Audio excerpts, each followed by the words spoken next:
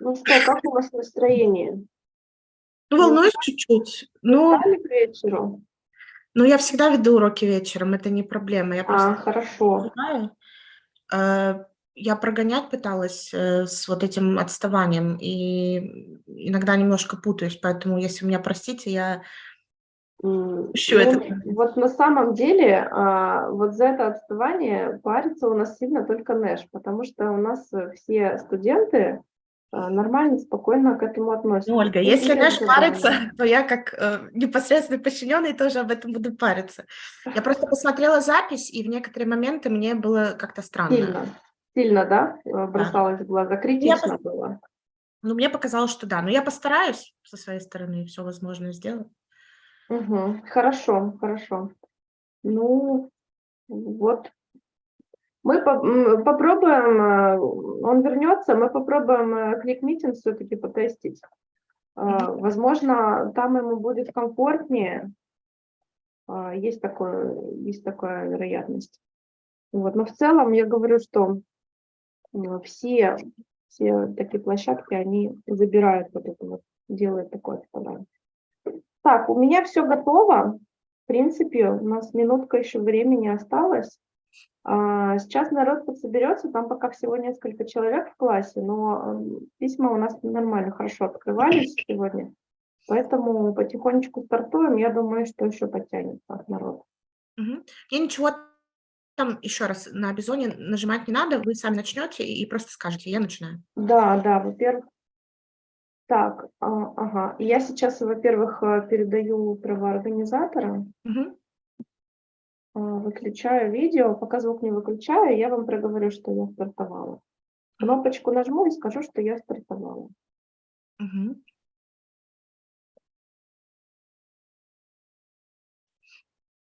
Готова стартовать. Мгм.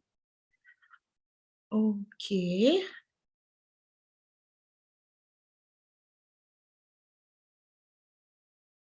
Пока звук не выключаю, я вам проговорю, что я стартовала. Мгм. Кнопочку нажму и скажу, что я стартовала. Тут трансляция так со звуком я отключила. Надо выключить. Нет. Мгм. Окей. Guess I can start. Ольга? Да-да, можно уже начинать. Okay, sorry. All right. So hello, everyone. Good evening. Sorry for a bit of a technical delay. Yeah, so let's first of all make sure that you can hear me well, right? So it would be nice if you type into the chat box if you hear me, yes. So I make sure that everything works properly. Mhm. Okay, I can see the answers coming in. All right, hopefully it works well because I mean, it's technology, it can go wrong at any time. All right. Mhm. Mhm. Okay. Just wait for everyone to type. Okay, great. That's perfect. All right. So let's begin. Let us start, I guess, actually by introducing myself. My name is Olga. I am the academic director at an official exam center and the preparation center. So let us also become familiar with each other. I would like you to tell also a few words about yourself. Maybe most probably it's interesting to find out where you guys from. So if it's okay, you could type into the chat box the countries, the cities that you come from, so that we could see how broad of an audience we have today. So yeah, so type please into the chat box where you come from. And meanwhile, I'll tell you a little bit more about myself. So I've mentioned already, I am the academic director, and I have actually over 7 years of teaching experience, in particular in IELTS preparation, but also general English as well. But today you're all here, came for IELTS, I guess, that joins us. Okay, I can see people are coming from different countries. That's great. All right. So yeah, as I said, we may all come from different places in the world, but nevertheless, IELTS preparation joins us together, right? Okay, that's great. So people are really from very different places in the world. That's very nice, right? Mm-hmm. Okay, so yeah, no matter where you come from, you know that IELTS is an essential tool to achieve heights, significant heights in your professional or academic career, right? So that's why a lot of people seek for it. That's something that unites us all today. Now, talking about our today's topic, right? You know that IELTS consists of four parts, four essential parts. It is writing, speaking, listening, and reading, right? So it has four parts, so you will be tested based on all your language abilities. So I'm also interested to find out what is your opinion regarding the following question. Which part of the exam do you personally find the most challenging, the most difficult for you, right? Which part of the exam scares you the most? Which part of the exam appears to be the most terrifying? That's my next question to you. So which part of the exam causes the most difficulty, the most problems? I guess by the title of today's lesson, you would know which part it is for me. It's quite obviously writing. But at the same time, actually, despite the fact that I personally find writing the most difficult part of the exam, ironically, I specialize in this part in my professional work. So I really prefer to conduct writing lessons for students to check essays, to find interesting vocabulary for writing part of the exam. So despite the fact that it is so difficult, it really makes me interested. And this is the area that I specialize in, as I said. So the question is basically why, yeah, I can see that many of you agree with me that writing is the most difficult part of the exam. So why is it so difficult? That is the question for many people, which is kind of hard to answer. But realistically, it is so difficult because it consists of so many parts, so many aspects and details that a candidate, if wants to achieve a good score, should consider, right? You should, of course, remember that there are two tasks in writing, and they're quite different, and we'll talk about it a bit later. Depending on the module also, academic or general, the tasks are different. So you need to understand what kind of tasks you will have to complete. Then you need to be able to use appropriate vocabulary for the topics that are commonly encountered, right, which you can commonly face in IELTS. On top of that, you need to understand the assessment criteria, how the examiner is going to assess your writing, what is expected from you. We'll talk about it as well today. So a lot of components.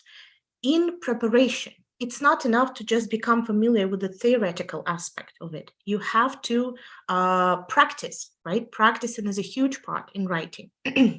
But no matter how many essays you write, no matter if it's like even 100 essays that you write, you may not progress sometimes.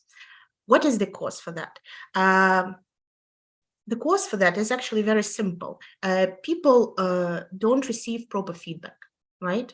You can go online, read thousands of essays, hundreds of essays, write hundreds of essays, but without proper feedback and evaluation from experts, you won't be able to progress. You won't be able to achieve higher heights, right? So that's very important. And actually today, I'm going to share with you a part of our course, right? Of course, not the entire thing. It's impossible to cover everything that you have to know about writing in just a small, short webinar, but we'll show you a part of our course, a part of what we offer in our course alongside the feedback that I have already mentioned today. So we'll talk about some bits. By the way, there will be a button on the screen, right, which can redirect you to the registration page for the course, right? So at any time of our webinar, you can press this button And as I said, again, you'll be redirected to the special page where you can leave your email, your contact details, and our consultants will contact you if you would be interested in joining our course. But let's get to the lesson, right? What are we going to discuss today? Today we'll cover, first of all, the types of essays. What types of questions you will potentially face in this exam. Then we will focus on one type of essays today and basically learn from the beginning to the end how to build this type of essay. As well as that, we will talk about some vocabulary details because language, the style of language that you use is actually pretty important as well. Right, so these are the things that we will cover. And actually, also I forgot to mention, at the end, we will have a bit of a Q&A, right? So if you have any questions along the webinar, along the course of our lesson, you will be able to address them at the end of the lesson, right? So keep that in mind. We'll return to that. Now, as I said, first of all, types of essays. Why is it so important to know what kinds or what types of essays will you need to face? The type of essay is defined by the task, right? And depending on what the question asks from you, you will need to deliver different type of information or present the information from different perspectives. And this is what very often candidates fail to understand. They think that just simply a good level of grammar and vocabulary will help them to achieve a good score, but that's actually not true. Even native speakers, when they take IELTS, they can very easily achieve a good score for speaking because they do it every day, the same as with listening and reading, but with writing, it's quite different, right? That is because they fail to address task response. And this is actually one of the assessment criteria that the examiners use to assess, to mark your essay. There are 4 assessment criteria. There is task response, which I've mentioned already, coherence and cohesion, lexical resources, and grammatical ranging and accuracy. So your ability to understand which type of the essay are you facing is going to help you to achieve a good score for task response specifically, right? How well you address the task. So among types of essays, there are generally 4 types. It is reason-solution essay, discussion essay, argument essay, and 2-question essay, right? So 4 types: reason-solution, discussion, argument, and 2-question essay. These are the types that you may potentially face in this exam. So talking about reason-solution essay, I mean, all of these names are very transparent and self-explanatory, and you can guess by the name of the type what you'll have to do, what you'll have to face with, right? But reason-solution essay is an essay where you will be given a problem up for discussion, and you will need to try to find reasons for that problem and suggest some ways out or measures that could resolve the problem. So we have a few examples suggested here. Let's have a look at the first example. It is often thought that the increase in juvenile crime can be attributed to violence in the media. What do you think is the reason for the growth in the rate of juvenile crime, and what solutions can you offer to deal with this situation? So, if the candidate doesn't take enough time to read the question properly and understand all of its parts, he or she may face problems addressing the task, addressing the question. So they can potentially only focus on the first part of the task, which says that juvenile crime can be attributed to violence in the media, and may start expressing their opinion regarding this idea, whether they agree or disagree with that. But the question doesn't ask for the personal opinion of the author. It asks for causes or reasons and solutions to the problem, right? So if a candidate identified the type of the essay incorrectly, it will lead to significant issues with task response, right? So that is definitely something that you would want to avoid. Now, talking about the next essay type, a very common one, which is called argument essays. This one is actually a bit simpler, right? So here you will be suggested to give your personal opinion regarding a certain viewpoint, regarding a certain position, right? So you will be given a topic, right, and someone's opinion, which you'll need to support or oppose, or maybe partly support or partly oppose, right? So one of the examples which we have on the screen is the following. The prevention of health problems and illness is more important than treatment and medicine. Government funding should reflect this. To what extent do you agree? Right? So we are presented with the viewpoint that prevention of health problems is more important than treatment and asked to what extent do we agree? So the question directly asks for your personal opinion. So if you fail to present it, if you don't state it clearly and directly in your essay, this is going to be a huge, huge problem, right? So definitely when you're asked one of the questions, to what extent do you agree? Do you agree or disagree? Or potentially simply, what is your opinion? You know, you have to state your position very clearly and directly, actually at the very beginning of the essay. That will be crucial. Sometimes, however, may be presented with a few viewpoints or a few positions, and we might be asked to discuss those positions. Now, this type of essay is called discussion essay, right? In this case, they may also ask for your opinion sometimes, but that will be not the primary task. First, they will ask you to discuss the two sides. On this picture that we have here, there is the second example, which will be of interest for us.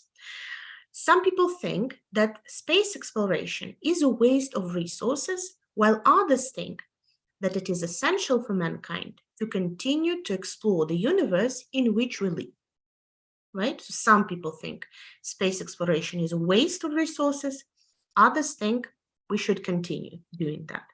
And they ask, discuss both sides and give your opinion. So we are asked for our opinion, but the predominant task is to discuss the two sides, right? So in this case, if you only state your position regarding space exploration and fail to mention or talk about both sides, that's also going to be an issue for task response, right? So in such cases where you're asked about two sides, you have to talk about two sides. Let's also have a look at the first example here as well. In many Western countries, there is an increasing number of couples choosing to have no children. Discuss the advantages and disadvantages of couples having no children, right? So here we are presented with a phenomenon, which I guess not unique nowadays, child-free families, families that don't have children. And we're not supposed to simply just state whether we are one of these people who are child-free or not. We're supposed to talk about positives and negatives, advantages and disadvantages of such type of the family, right? So if we fail to cover one of the sides, then it's going to be a big problem, right? Again, for task response. So understanding the types of essays is crucial. So far, we've been looking at essay types, which are very straightforward, a direct question, which you need to address. It's very clear. Reasons, solutions, okay, that's clear. That's a reason, solution essay. What is your opinion? That's an opinion essay or argument essay. Discuss, that's a discussion essay. But sometimes, in some cases, the tricky IELTS may ask you two questions at the same time, two sometimes even unrelated questions potentially at the same time, which you will need to address both in your essay, right? And such types of essays are called two-question essays, very obviously, right? So if there are two questions, a two-question essay. So yeah, I see that there are some issues. No, it's okay. It's fine. Okay, so Sorry, back to the topic. So 2 question essays. 2 questions have to be answered. Let's have a look at example 1. Advanced technology has brought many beneficial changes to the world. However, some old people today struggle with the use of technologies such as mobile phones and the internet. How can the elderly benefit from using advanced technologies? How can the elderly be encouraged to use consumer electronics more often? Right? So this doesn't look anything like the essay types that we have seen before. We're not asked for our opinion. We're not asked about reasons. We're not asked to discuss the 2 sides, right? So what to do in this case?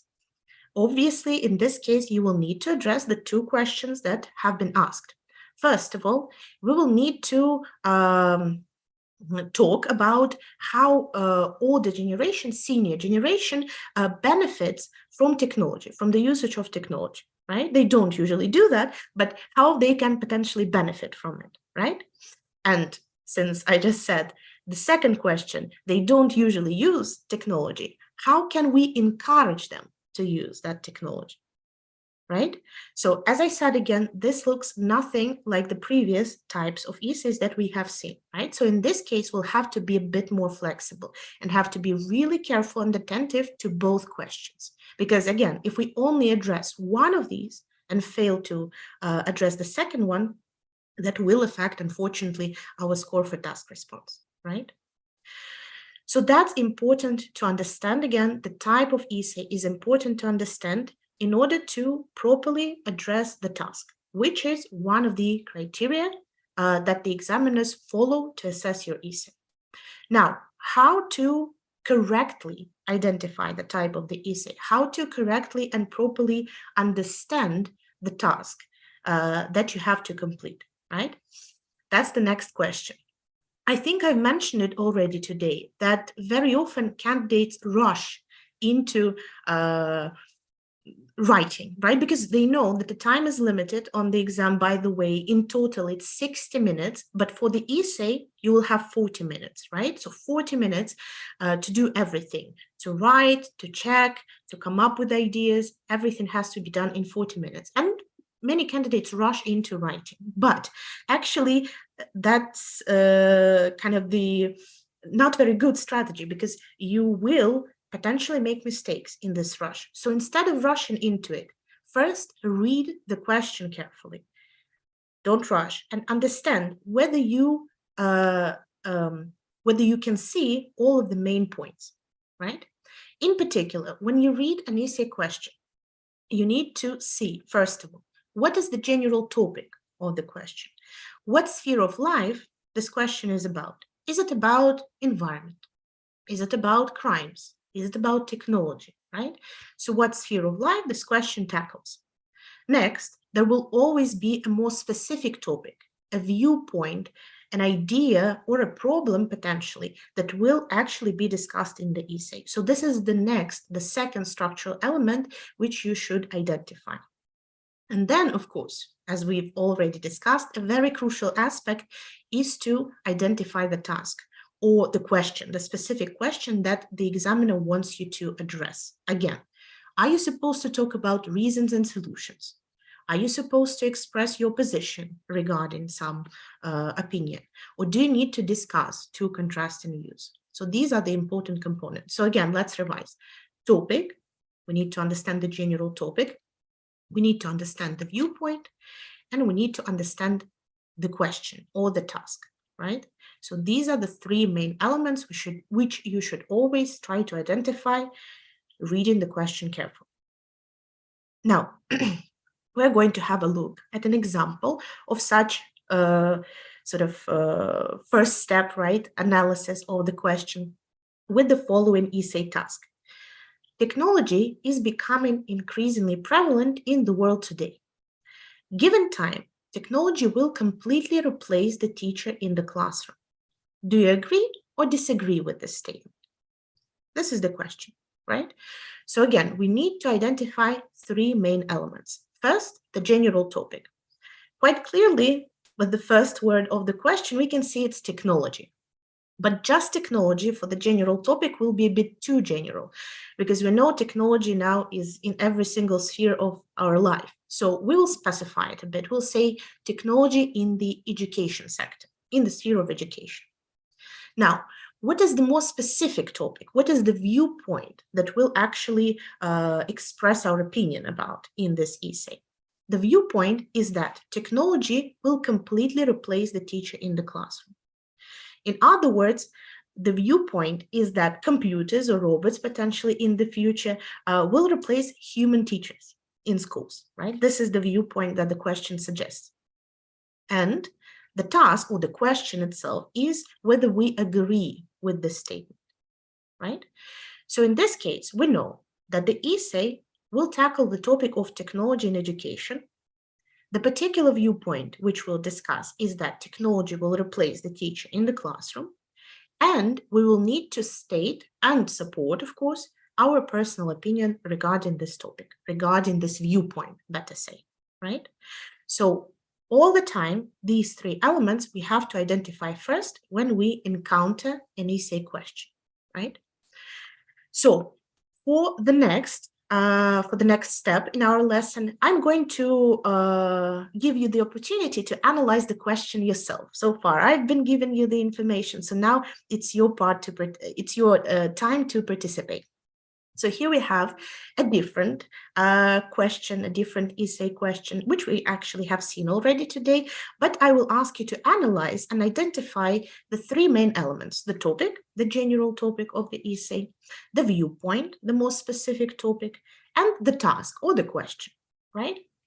So I'll read it for you. Meanwhile, you can type your answers into the chat box, and we'll see what we've got here. How good we are at analyzing the questions, the IELTS questions. So it is often thought that the increase in juvenile crime can be attributed to violence in the media. What do you think is the reason for the growth of juvenile crime? What solutions can you offer to deal with this situation, right? So again, we'll need to identify the topic, the general topic, the sphere of life that this question tackles, then the viewpoint, the specific topic, and the question. So I'll wait for your answers a little bit into the chat box.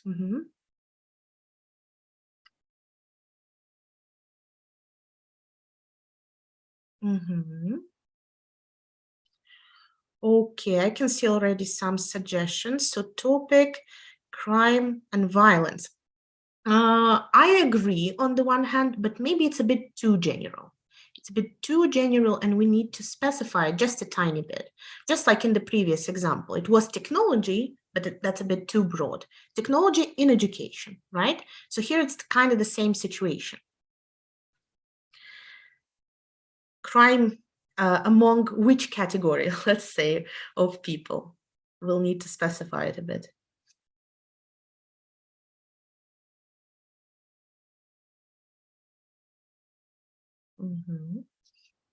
Yeah, mind you, I forgot to mention, there is a bit of delay in the broadcast, so it's okay, but I'll have to wait for a bit for your answers, but that's fine, just bear with me, it's totally okay. So juvenile crime, yes, that's better for the general topic, I like that better. So juvenile crime, not just any crime, but crimes committed by adolescents, teenagers potentially. Okay, so we have identified that. What about the viewpoint? The most specific idea.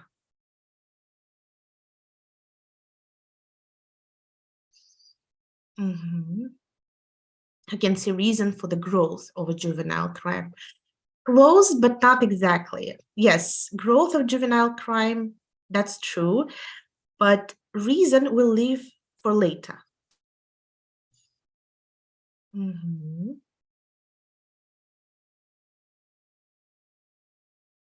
leave for later. For the question. I'll give you a hint. For the question. We'll leave reasons for the question.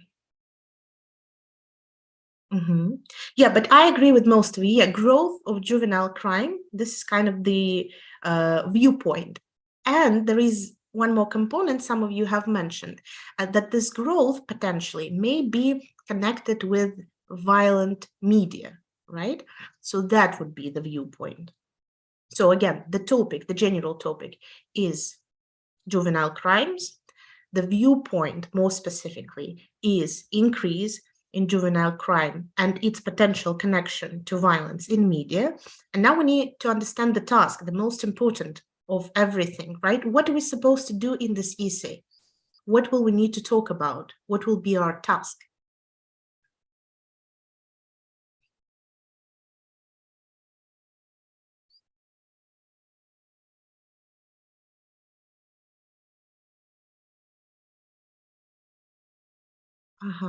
Okay.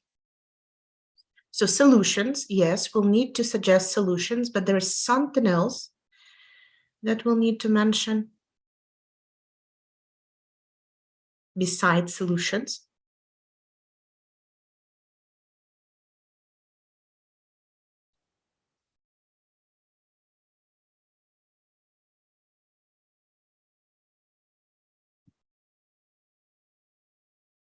Yes, solutions, yes, we'll need to mention, but something else, you're missing something. And again, we don't want to miss anything. Otherwise, the examiner is going to decrease our score for task response.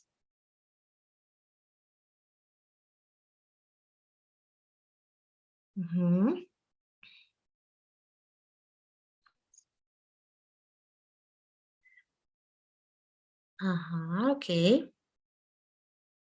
Solutions.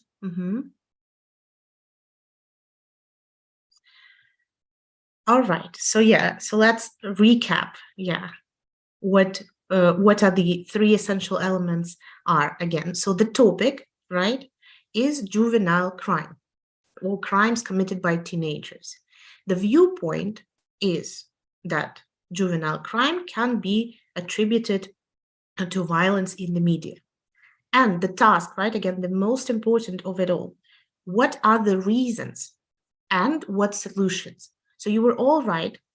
We do need to talk about solutions, but besides that, we also need to think of reasons, right? Reasons behind this growth of teenage crime or juvenile crime, right?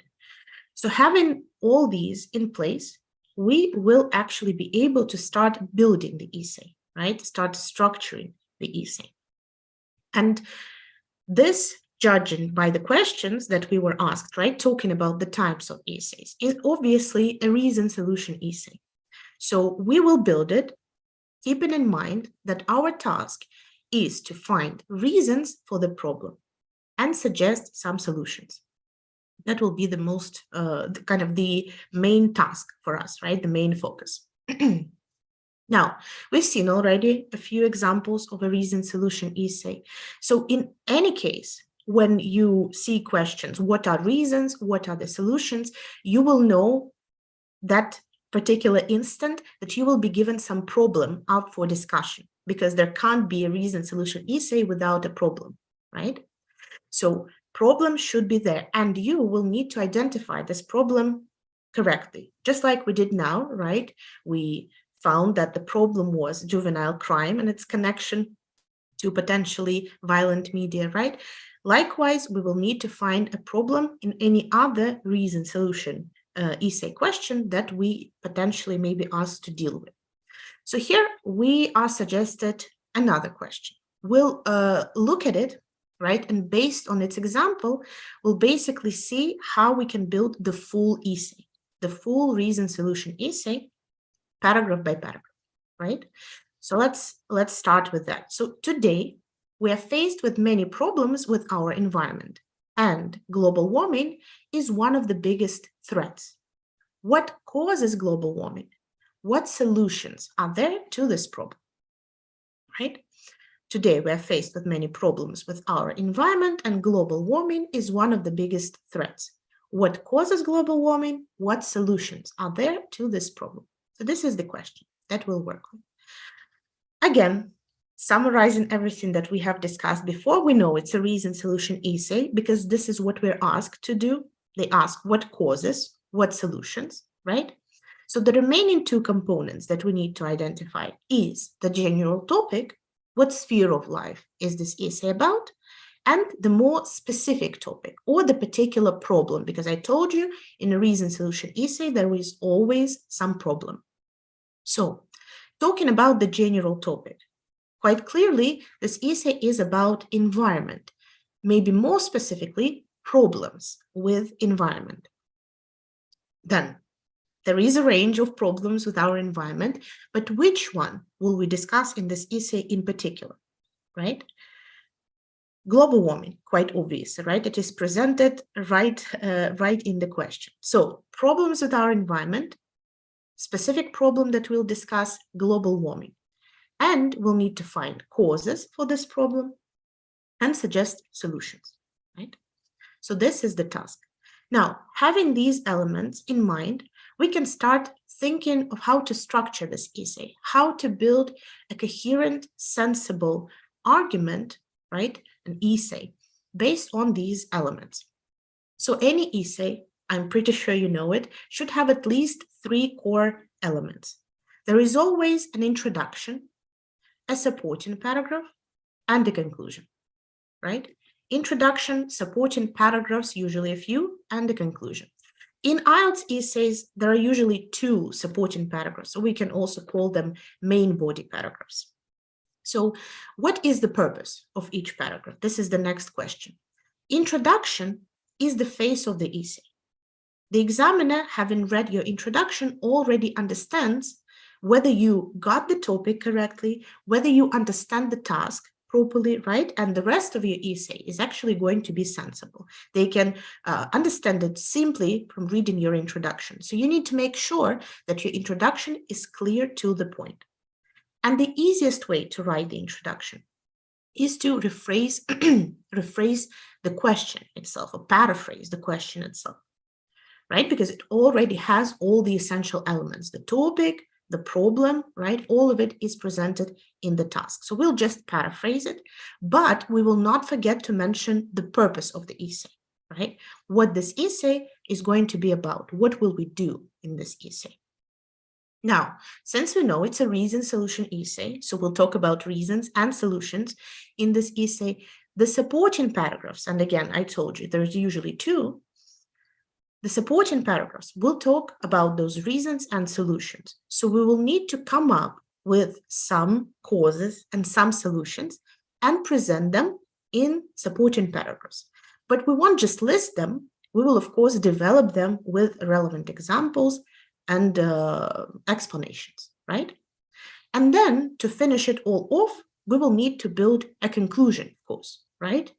A very common mistake when it comes to the conclusion is that people start to include new information, new arguments, talk about new reasons and solutions besides the ones that they have already mentioned in the essay. But that's actually not the purpose of conclusion. Your conclusion paragraph should summarize all the ideas that have been raised in the essay. So you will restate your main points, and to polish it off, so to speak, you can give a general prediction or recommendation, of course, regarding the topic of the essay, which you have to cover.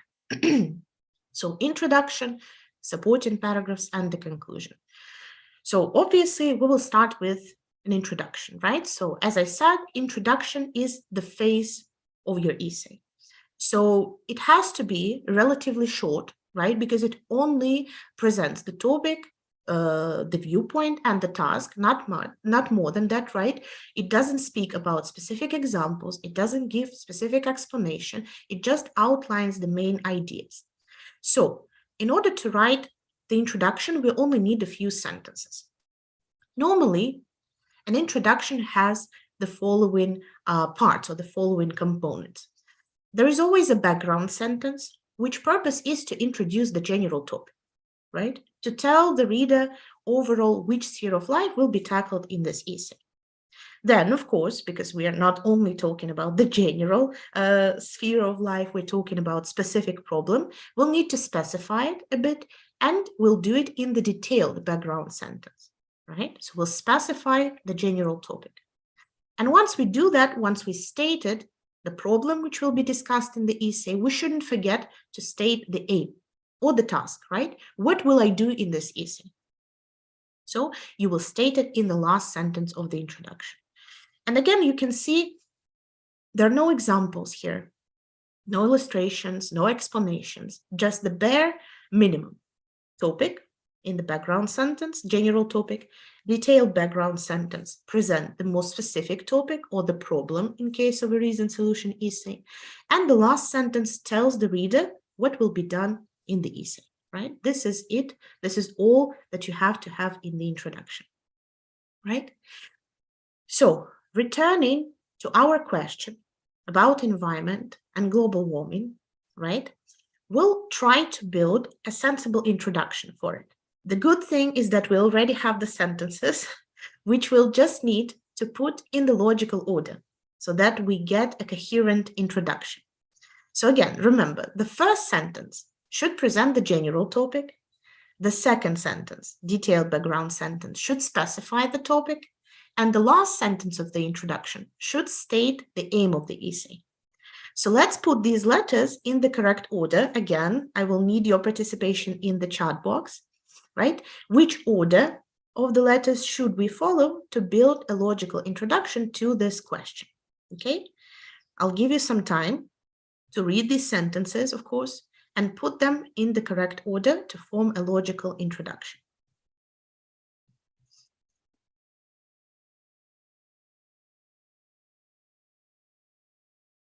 Again, remember, first the general topic, then the more specific topic,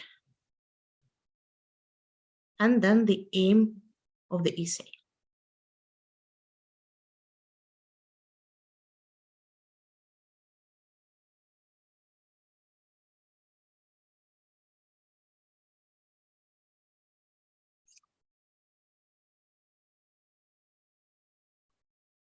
What was the general topic? What was the specific topic or the problem? And what was the aim of the essay? Just put the letters. That's it. You don't need to type the whole sentences, quite obviously.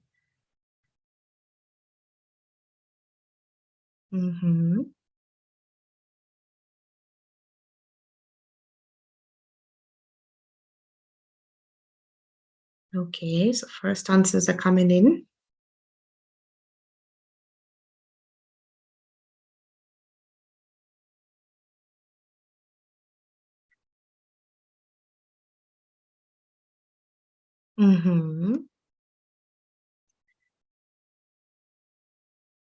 All right.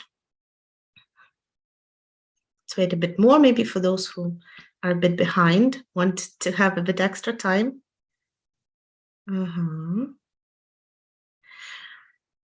Okay. So I guess it's high time I reveal the answer. So overall, we have kind of the same idea, the same position. There are a few answers that are different from the position of majority, right? But yeah, it is C, B, and then A, right? So we'll start with the general topic, remember, right? Environmental issues. Environmental issues, over the years, environmental issues have become more severe. That's sentence C. It presents the general topic, problems with environment. Then we need to specify it to the particular issue, right? One problem with the environment. Sentence B, there is a common belief that global warming could be considered as the highest danger to the ecosystem, right? So again, first environmental issues, all of them, and then global warming specifically. And then the aim of the essay in sentence A. In this essay, the causes of this issue will be analyzed with relevant solutions, right? So if we put it all together, we get a full introduction, right? With again, topic, general topic, specific topic, and the task all stated in the logical order. So here you can see that in the example of the full introduction, right? Sentence C and B, they were sort of joined together, right? They're kind of pushed together into one sentence.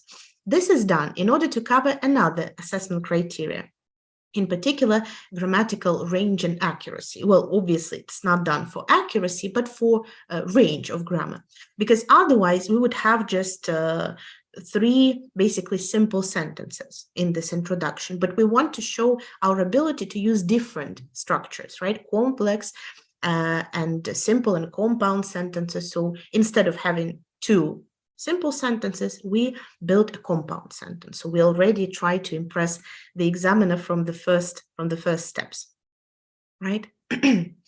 Okay, so that's how it works. Basically, if you compare the introduction and the essay question, you will see that the introduction is just the paraphrased question. It's nothing more than that. We didn't add any personal opinion, any examples, any reasons, nothing of that sort. It's just the paraphrased question. And we also made sure that we mentioned the task, what the essay is going to be about. Now, we'll try to have a look at another task, right, at a different task, which is on a different topic. And since I told you already, the main sort of approach to writing the introduction is to paraphrase the question. Of course, it's sensible to be able to identify the keywords, the main ideas in the question.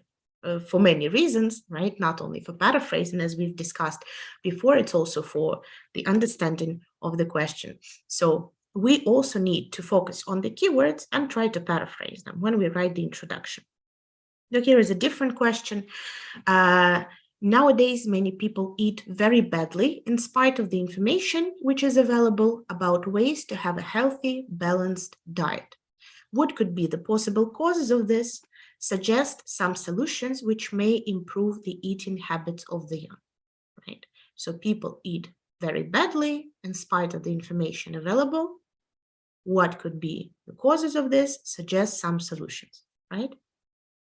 So in this question, quite clearly, right, the topic is very different from the previous one. It's no longer about the environment, but it's about eating, right? Eating habits. So focusing on the main components of this question, we will be able to highlight eat very badly, right? Because that's the problem raised in this question. And also the opposite of that, have a healthy, balanced diet, right? So these are the keywords which will be repeated, first of all, in the introduction, and then also in the main body. So we need to come up with some synonyms for these key ideas, right? And then we'll just rephrase the question sentence and build an introduction based on that, right? So we will need to think of synonyms for these key components, right? Eat very badly and healthy, balanced diet. So let's try to think for these synonyms as well, right? In order to build a good introduction, we'll need to paraphrase it. And besides the introduction, we'll also use those synonyms in the main body as well. So that will be useful anyways, right?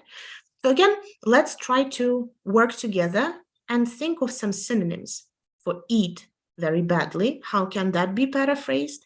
And healthy, balanced diet. How can we paraphrase that? So again, please type your suggestions into the chat box. And we'll see what we can come up with together. How can we paraphrase this essay question?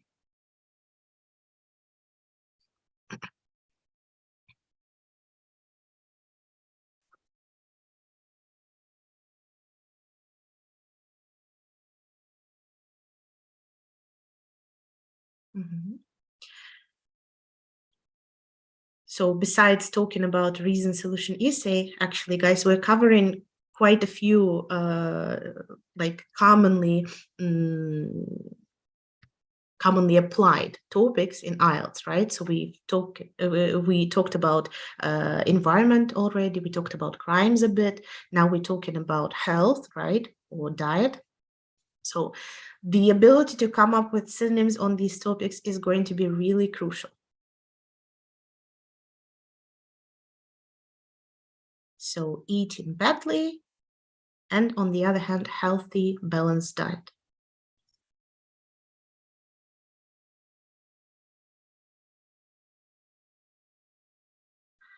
Okay, so eating unhealthy, maybe food, we can say, That's one of the options, all right? Eating unhealthy food, eating very badly. Not bad, okay. Mm-hmm. Mm-hmm. Okay, I like this one. Wrong eating habits. We'll take plural, okay? Yeah, wrong eating habits. I would only replace wrong with maybe some other synonym, maybe inappropriate eating habits, right? Or harmful eating habits. That's good. What about healthy diet? How can we rephrase that? Or balanced diet? How that can be paraphrased? Are there any options for that? Okay, eating healthy food. That's nice. We'll have to remove the article, but the rest is fine. Eating healthy food, not bad.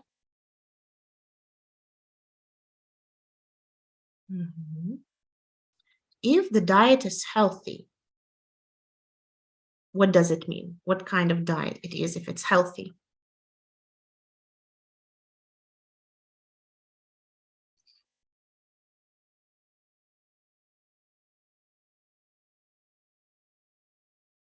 Think outside the box. It doesn't have to be a direct synonym to the word healthy. It can be something else, some contextual synonym potentially.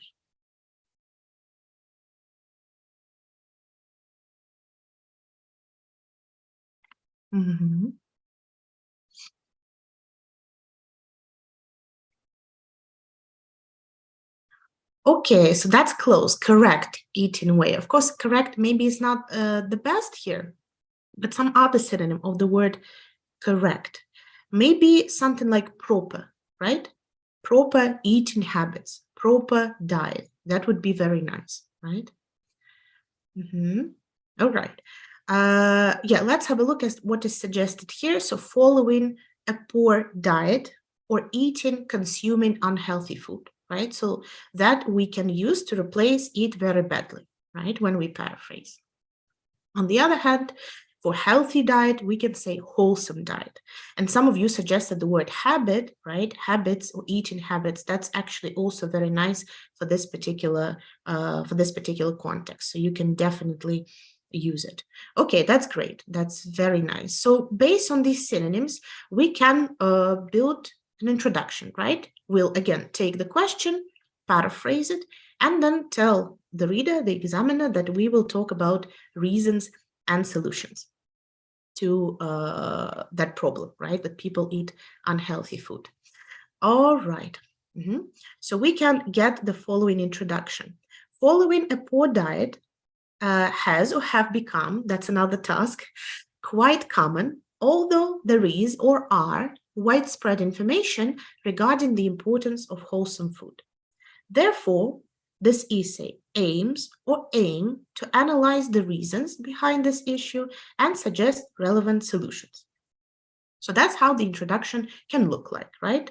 We paraphrase the core ideas, the keywords, and build an introduction. Now, the next question is which verb forms we should use here. Because besides just impressing the examiner with our understanding of the topic, our ability to paraphrase, we should also use grammar accurately, right? So if already the introduction has a bunch of mistakes in grammar, that will tell the examiner that the rest of the essay also will give them a lot of grammar mistakes. So we'll try to show high level of accuracy. So let's also try to choose the correct verb forms here, right? So for the first sort of question mark, following a poor diet, will we choose has or have become? Which of these two is correct? Has become or have become? What is the verb form that we should use here? Okay.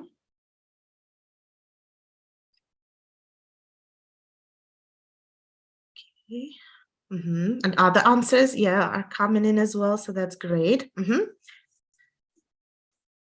Okay.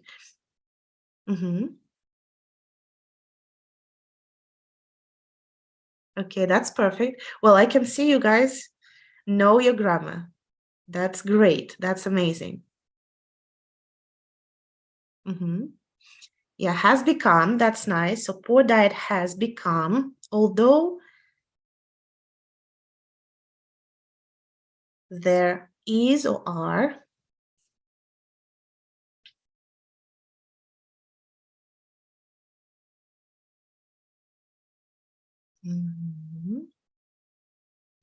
okay. Yeah, you guys are right. Although there is widespread information regarding the importance of wholesome food. And the last one, therefore, this essay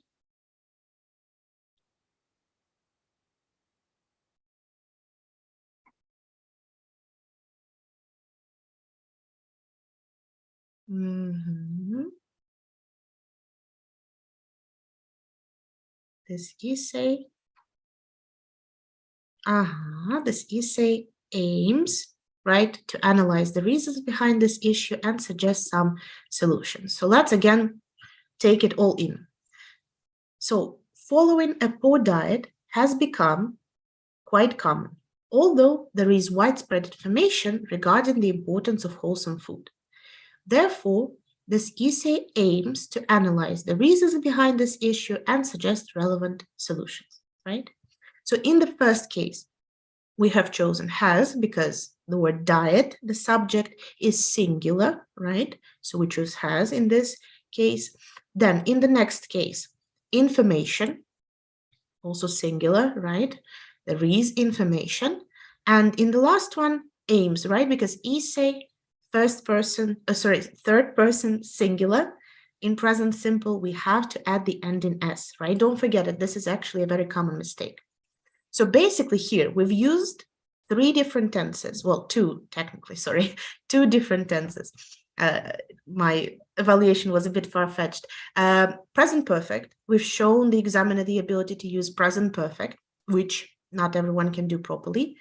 And we've shown accuracy with present simple as well, right? So all in all, the introduction turns out to address all the necessary aspects, right?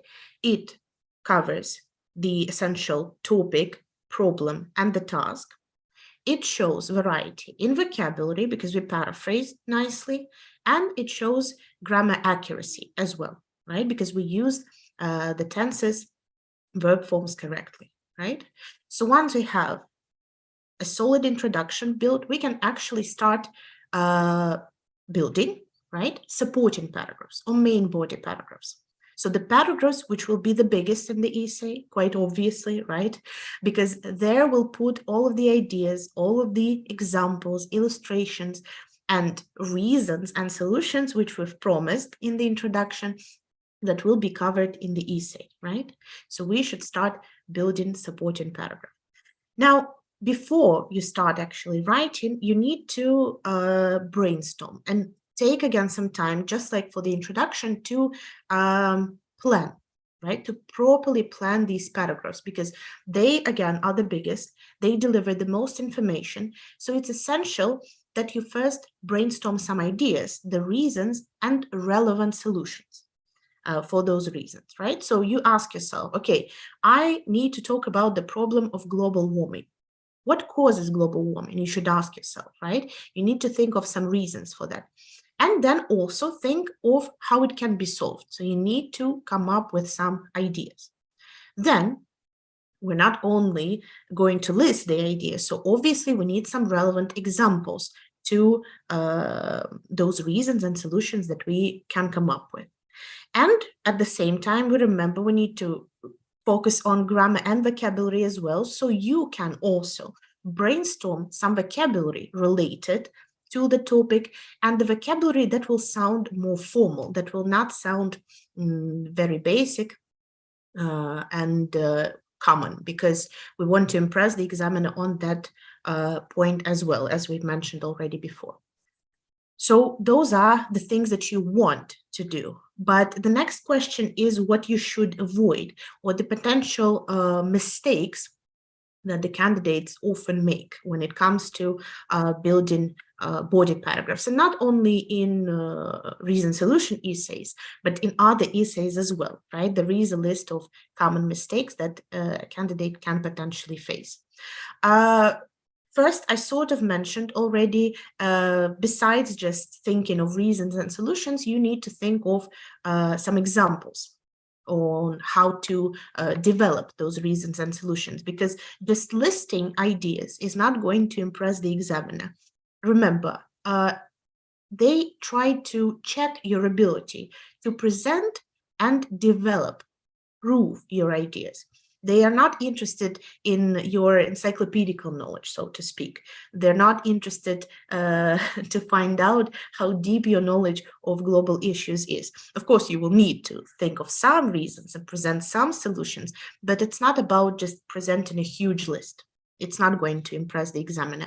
You need to give specific examples. You need to illustrate ideas that you provide. And again, that works both for reason solution essay, argument essay, and the same for other essay types as well. Discussion, two question, all of the essay types. Then, as we've seen already, we want to think of usage of different structures, different grammar structures. So there should be some simple sentences depending on the place of the sentence in the paragraph, and then of course some complex sentences as well. So you want to show variety of your grammar. And besides that, also an aspect that very often candidates overlook, you need to make sure that ideas are connected logically to one another. Without linking devices, without using linking devices and connective devices, a candidate won't be able to achieve a good score. For coherence and cohesion, that's another assessment criteria, right? Points, ideas should be logically connected. At the end of the day, you want to build a paragraph that will be clear for the reader, that the reader will be able to understand without any effort. They want to read it without having to return to some sentences that they've read already in the paragraph, trying to understand how they're connected in between each other, right? So they should be able to understand the flow of your idea, and it should be smooth. So when it comes to reason solution essays in particular, how can we organize our paragraph so that it looks as logical, as clear, as developed as possible, right? So we need to talk about two aspects, reasons and solutions. So it's sensible that you would start your paragraph with a reason. Then, of course, you would illustrate this reason, expand on it, how exactly this reason works. Then it is also very important to present the outcome, how this reason specifically contributes to the problem, right? What is the negative outcome that is the result of this reason? And after that, having finished your idea about the reason contributing to the problem, you can suggest solution. How can this reason be tackled with? And to finish it off, you would also want to include some positive outcome, right? How the situation will enhance, will get better in case the solution is implemented, right? So again, first we need to state the reason, then we present the example, outcome, the negative outcome to the reason, then we suggest solution and outline the positive outcome, how the solution will enhance the situation. So returning to our topic about global warming, right? Very common topic, by the way, in IELTS, not only in writing, but in other parts of the exam as well. We should ask ourselves, what are the reasons contributing to this problem? What can I potentially mention in my essay? So one of such reasons can be a greenhouse effect because of urbanization, right? Urbanization is the process of cities expansion, right? Cities are growing because more and more people move to big cities and they grow and grow and the process never ends, right? So that could be the reason, greenhouse effect because of urbanization. Now, how to illustrate it, right? We can say in some countries with high population density, cities are expanding rapidly, which leads to deforestation. So basically people cut down trees to build new apartment buildings, business centers, malls, and so on and so forth, right? So people destroy the forest. And the negative outcome of it is that the temperature of the atmosphere is rising with the increased level of greenhouse gases. So there is no forest to deal with carbon dioxide in the atmosphere. So that's why greenhouse effect progresses. Now, how to solve this problem? If the reason, right, the cause is deforestation, cutting down the trees, expanding the cities, then an obvious solution for that would be to establish green areas in cities, to build more trees. That could be the answer. And then we can illustrate that as well, right? Maybe we know some examples of parts of the world where they do that already, and we do have an example like that. Singapore is considered the region that is the least affected by climate change, since the city has many parks and gardens. And finally, there is an outcome, right? The positive outcome if the solution is implemented. Encouraging many countries to take such measures would decrease the atmospheric temperature.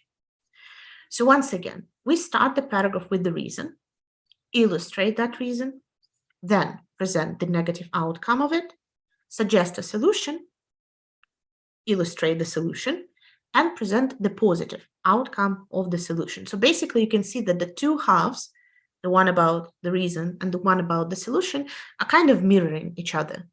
It's just the one is about the reason, the negative aspect, and the second half is about solution, the sort of the positive part of the discussion here in this paragraph, right? So all of this can be put together, dressed in proper sentences, connected with proper linking devices into a sensible paragraph, right?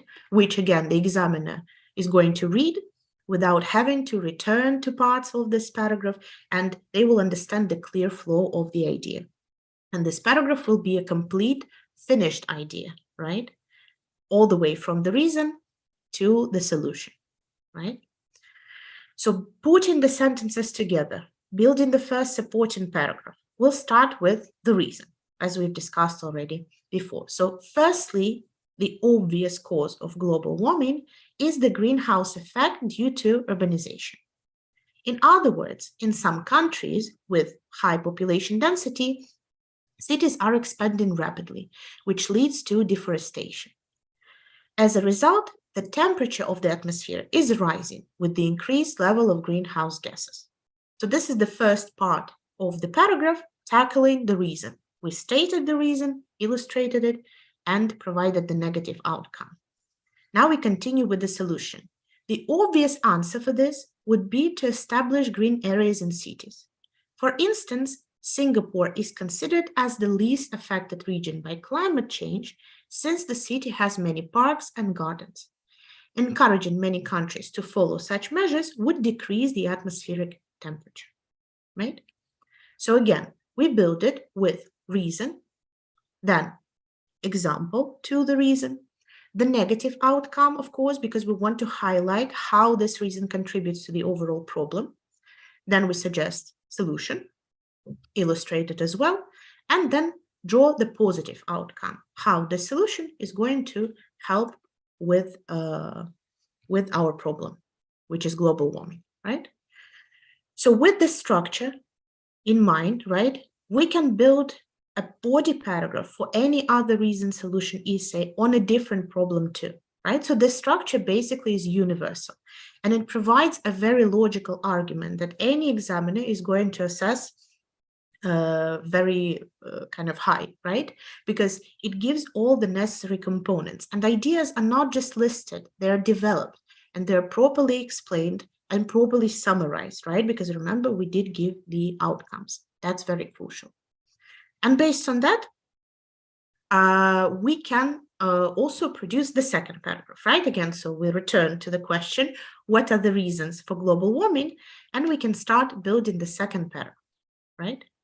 So another reason for global warming can be dependence on fossil fuels, right? Because, you know, we burn coal, oil, which is not very good for our planet, right?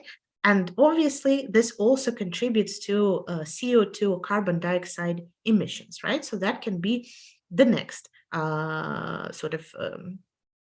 the next, it can be the example or illustration to this dependence on fossil fuels.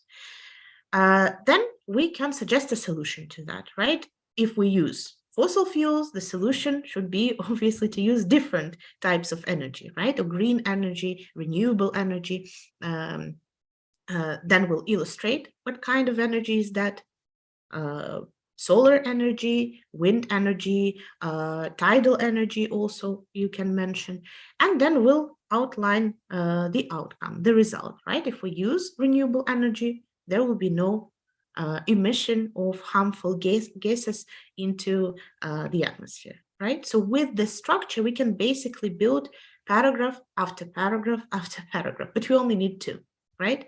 Again, remember, reason first we stated, then we give illustration to that reason, we explain how it works. Then we provide the negative outcome related to this reason. After that, we give the solution with illustration as well and the positive outcome, right? So that's how it works. That's how we build a logical paragraph. And again, cannot stress it more. Like this, the examiner will have no questions. They will have no further questions as to why you said this reason, right? Because you already have the explanation, the proper explanation to it, why the solution is mentioned. And you also illustrated that, you suggested the outcome, right? So that's how you should present ideas, not just list them, but present them in this logical, structured manner, right? Again, this strategy, the structure can be used for other reason solution essays, quite obviously, not only the one dedicated to the topic of global warming. Now, in order to finish off everything, again, we need to build a logical conclusion, right? Again, conclusion is very often underestimated. Frequently, candidates start, as I said, adding new information, new examples, new reasons, new solutions to this paragraph. However, the purpose of conclusion is to summarize everything that has been mentioned in the essay, to close off all of the questions, ideas raised in the essay. That's the purpose of a conclusion, right? So in our concluding paragraph, we'll simply restate the points, right? We'll restate the reasons and solutions that we have mentioned in the essay, and we will potentially give a general recommendation or prediction for the future of the topic. But again, no new specific ideas, reasons, solutions, examples, and whatnot, right? So in our essay, we have mentioned two reasons for global warming. It was urbanization and dependence on fossil fuels. So to start our conclusion, we will restate or rephrase again the reasons that we have mentioned.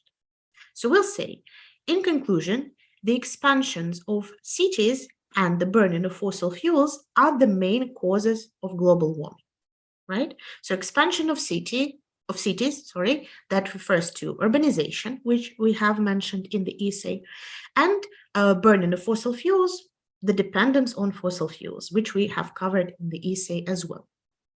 And now, after we've restated those reasons, we can give a suggestion or advice.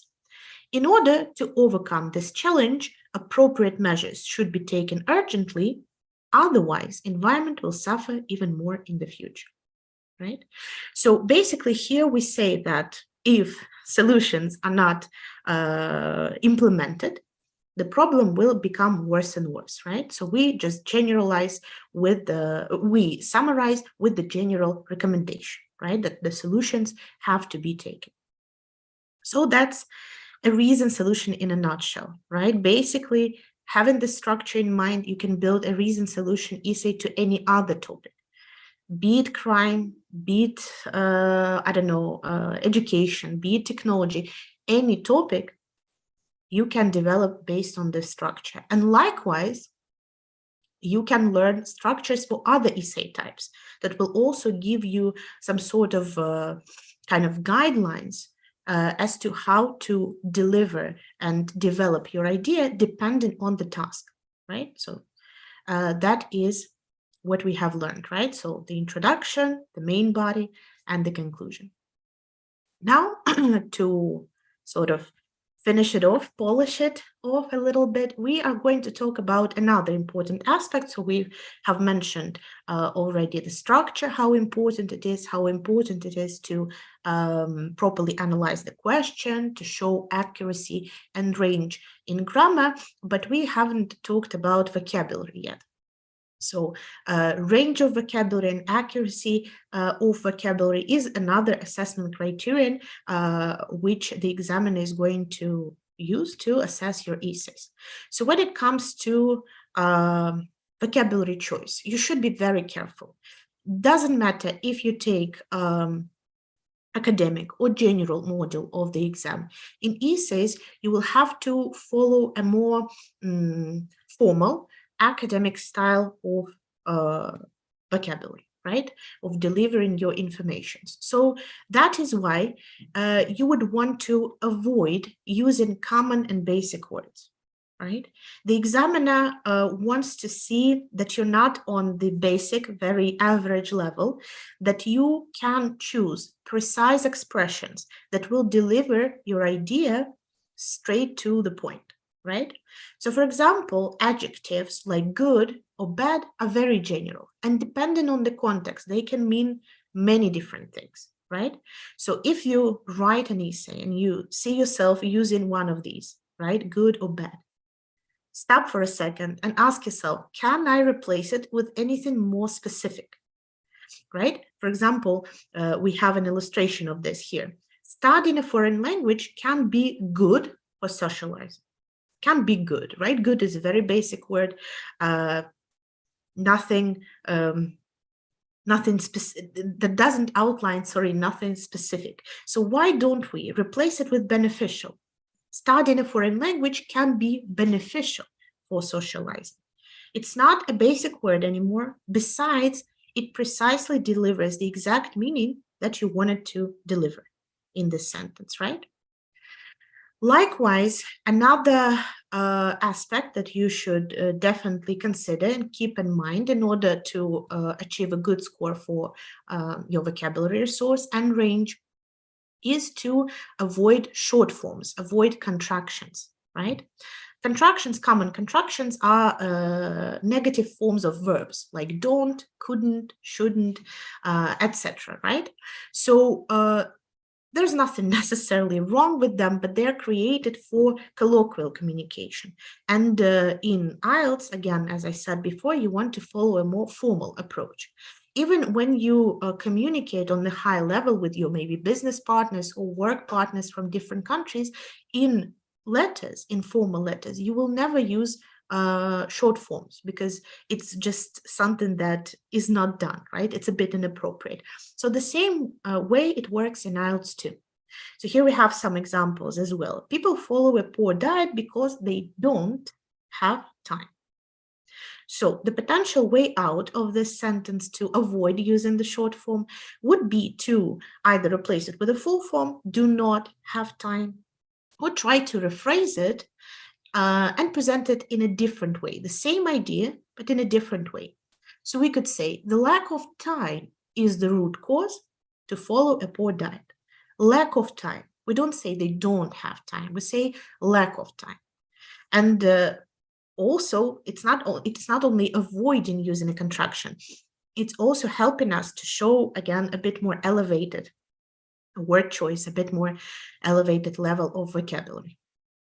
Now, besides that, another aspect that you should also try to avoid, another feature that you should try to avoid in your essays would be personal pronouns, of course.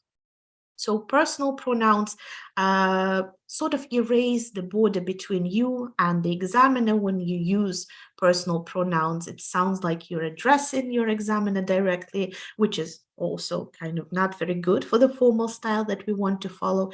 That's why pronouns you and we are going to remove completely from our essays, although we are used to using them because that's kind of something that we use in everyday English, in colloquial English, in writing, in essays, we shouldn't use it. As for the pronoun I, you can use it, especially if you're asked for your personal opinion. You can say, I think, I believe, in my opinion, that's totally fine, but try not to overuse it. And especially in the main body where you're going to deliver arguments, try not to start every single sentence with I think, I believe, in my opinion. It just sounds really, really informal, which is not good, obviously, right? So those are the things, right, that you need to keep in mind. This is only a part of it, mind you. This is only a part, a short kind of, I don't know, selection of things that you should keep in mind when you approach writing. There is much more than that, quite obviously. Again, as I said, the format of the webinar doesn't allow to share everything. It would take, I don't know, weeks, I guess, to share all of the tips and tricks that you should follow. But all in all, you should remember at least the most essential aspects, right? And something that we have discussed today. So you need to be able to properly identify the type of the essay. So that's why you should become familiar with all of the essay types. Besides, you need to understand the assessment criteria, how the examiner is going to assess your essay. What are they looking for? Is it only grammar and accuracy with grammar, or maybe it's something else as well? You should learn to structure paragraphs. That is very crucial because, again, a paragraph in the main body of an essay can't be just a listing of ideas. It has to be a logically developed argument, logically developed idea. And besides that, you should also mind your vocabulary and mind your grammar, right? Because the examiner is also going to assess that our variety, the variety that we show in grammar and vocabulary are most definitely showing the level, right? So again, just a tiny bit of the things that we have discussed today, but already it's a lot. I'm pretty sure if you want, you can share your emotions regarding this, but I think it's a lot. It's a lot even for me to perceive, right? So all of the things that you should keep in mind in order to achieve a good score. And that's not it. Again, I did tell you it's not it. So in order to really excel, to really achieve the required score, because writing is really challenging. For some people, it takes years or months or multiple approaches to this exam to get a score 7 or higher. You need to think of other things as well. And you need to have a structured, balanced preparation, right? So the course that I've presented just a little tiny bit of today, that we offer, that we invite you to join, consists of other necessary aspects that you also have to take into consideration, right? So first of all, with years of experience will help you to achieve the high score. How do we do that? We cover all the essential information, the types of essays that you can potentially face on the exam. We talk about vocabulary. We talk about the necessary grammar. And besides, and I guess most importantly, as I've mentioned before today, we provide feedback, right? Because without practicing all of these aspects, all of this theory that we have covered today, and you need to cover on top of that outside today's webinar, you won't be able to achieve the necessary score. You can read as many books on IELTS, you can, I don't know, visit as many sites as you want, you can watch videos all over YouTube, but without implementing the things that you learn, it's impossible to achieve some progress, right? So what we offer, obviously, in our course is becoming familiar, first of all, with the types of tasks, types of essays, essential grammar, structuring the paragraphs. Obviously, when it comes to task 1, which we didn't have time to cover today at all, we do acknowledge that it is different for those who take academic and general module, and you will receive this information separately, obviously. For those who take academic, they will learn to describe graphs, right? Different types of graphs and charts. Those who take general module of the exam will have lessons dedicated to letters of different styles, right? So all of this is included in the course. And besides that, on top of that, you will receive feedback from professionals, right? From people who know exactly what should be done, not just which score this essay deserves, but what should be done in order to progress, right? So in the course that we have, that we invite you for, that we've created with years of experience, you will receive more than 12 feedbacks on your written work. So those will be essays and task 1. You will learn the necessary vocabulary. You will learn how to brainstorm and organize your ideas and put it all together into solid, successful essays. And all of that can be achieved at a very affordable price.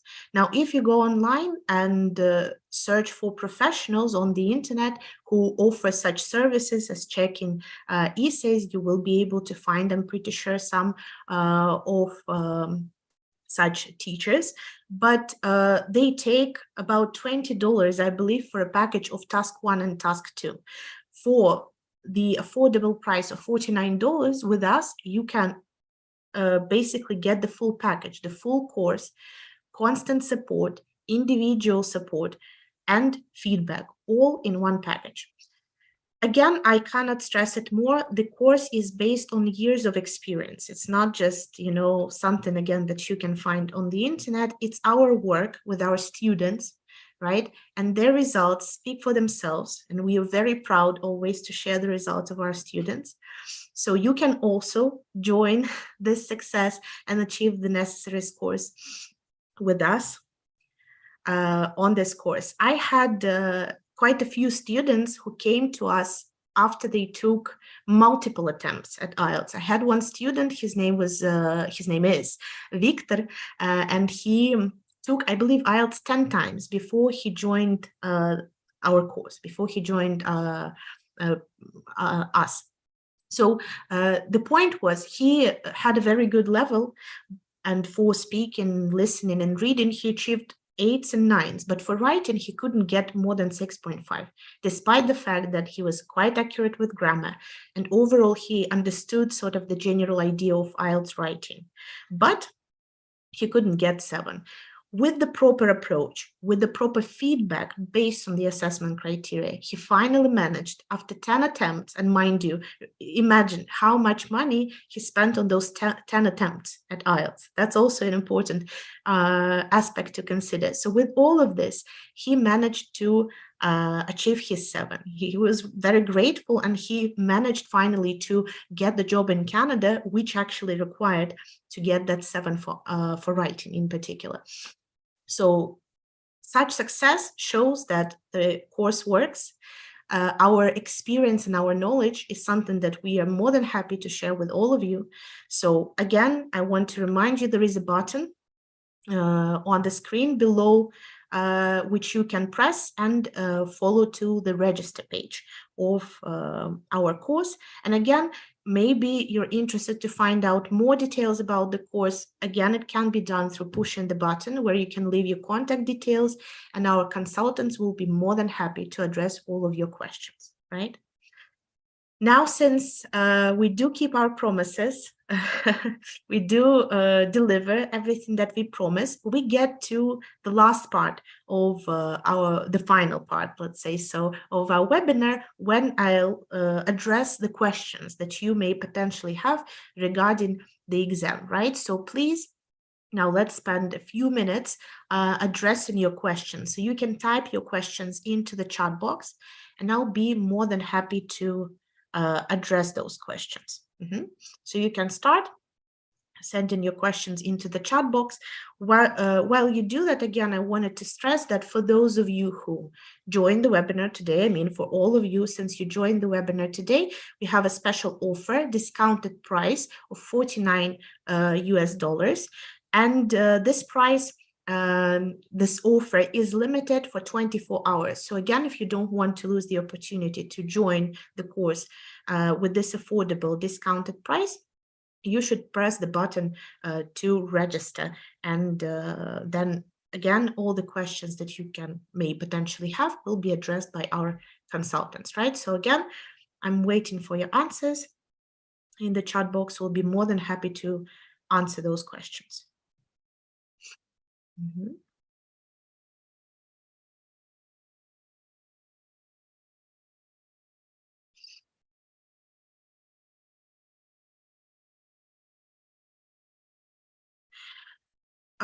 Well, actually, yeah, the question is about exams. We do have our branch office, the official testing center in Tashkent. So if you are from Tashkent, or if you have the opportunity to travel there, then yes, we can definitely sign you up for an exam and you can take it with us.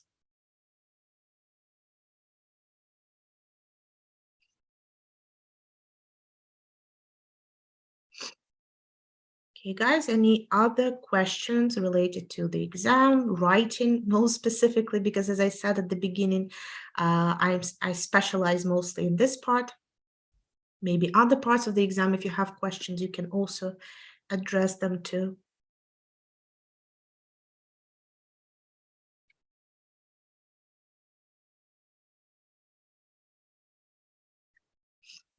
Yeah, as I said, there is a slow delay. There is a bit of a delay in the broadcast, so maybe, yeah, I can't see your questions yet.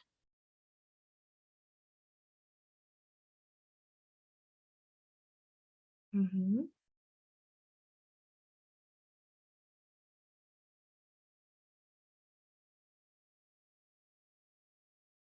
Okay, I'll wait for some more because I understand that typing a full question may take some time.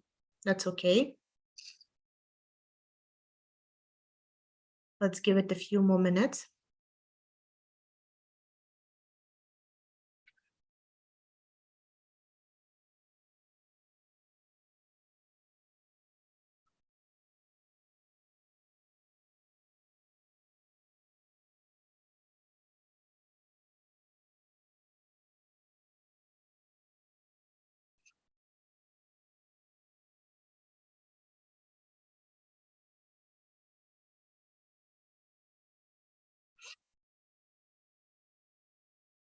I can see you typing. So again, I'm waiting.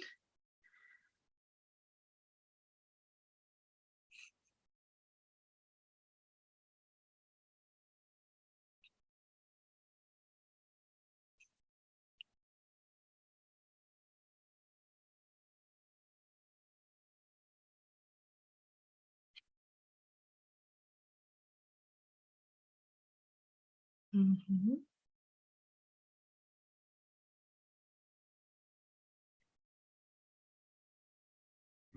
Okay.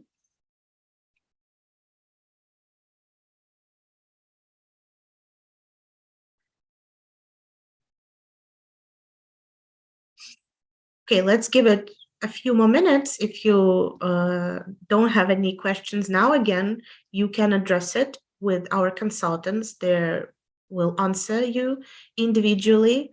Any questions that you have, you can always address with them.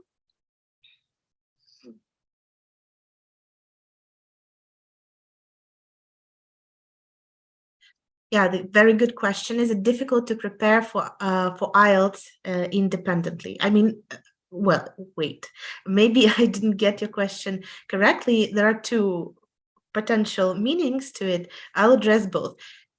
Preparing for IELTS independently by yourself without any support is, of course, difficult because, as I said, a crucial component is feedback, especially when it comes to speaking and writing parts of the exam, where you actually produce some text, right? Where you actually create texts, and without feedback, without assessment, proper and informed assessment, it's impossible to improve.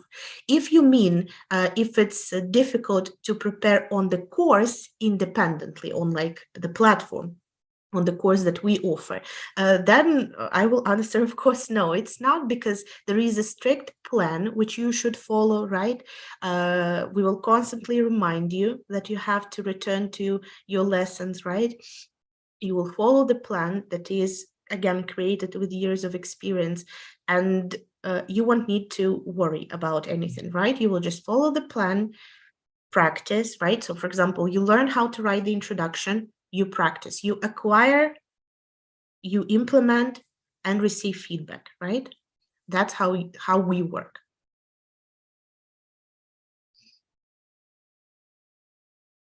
Mhm.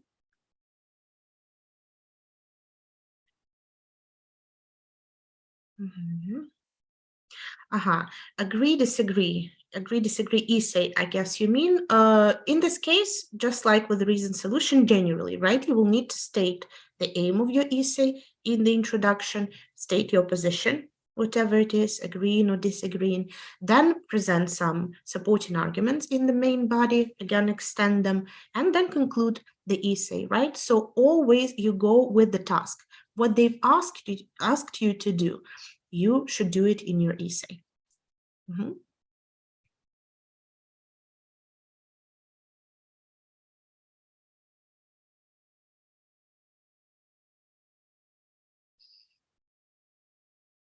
Okay.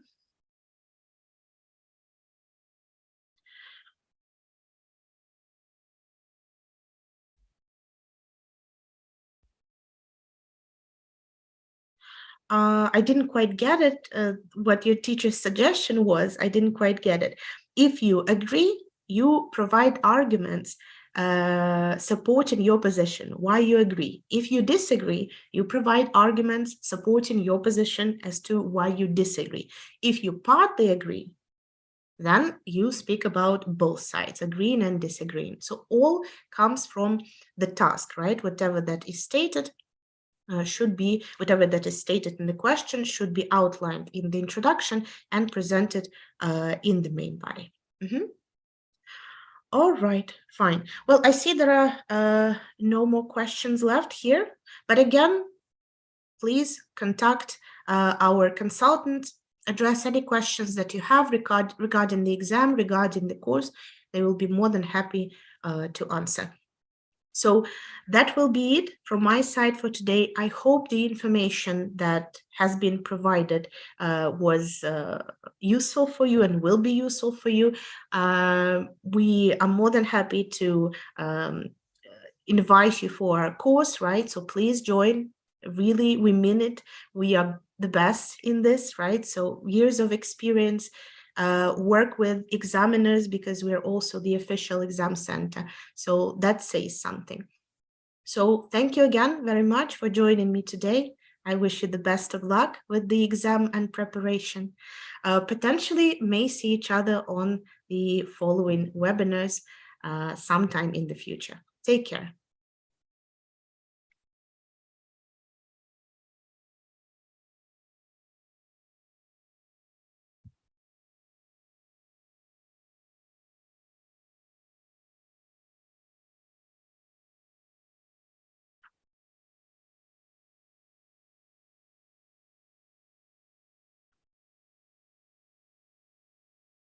Take care.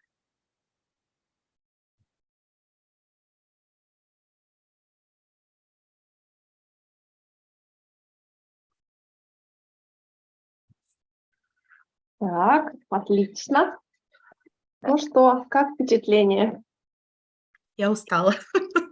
Да, ну вы молодец. У нас вообще-то 1:36. Это много. Это прямо такой хороший вебинар получился.